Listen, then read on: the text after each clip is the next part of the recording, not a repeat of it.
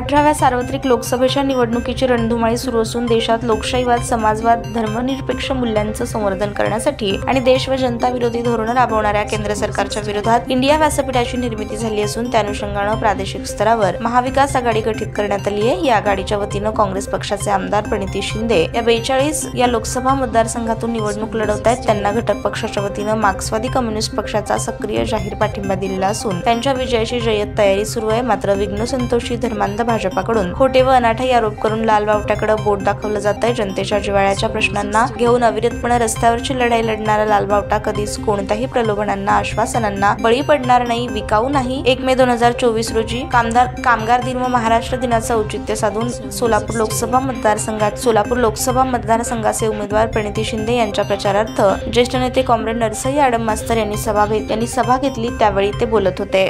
सोलापूरच्या लोकांचीच तुम्ही फज्जा उडवता, तुम्ही कोण लागून गेलात म्हणून त्यांना त्यांची जागा दाखवा। तुम्ही करू शकता, मला माहिती आहे, अशक्य पण शक्य करू शकतात। आणि जसं मी म्हणाली, हे ना फक्त माझ्यासाठी नाही, पण त्यांना त्यांची जागा दाखवणं गरजेचं आहे। कारण का आपलं नुकसान केलं सोलापूरचा, 10 वर्ष मागे गेलं, 20 वर्ष मागे गेलं आपलं सोलापूर।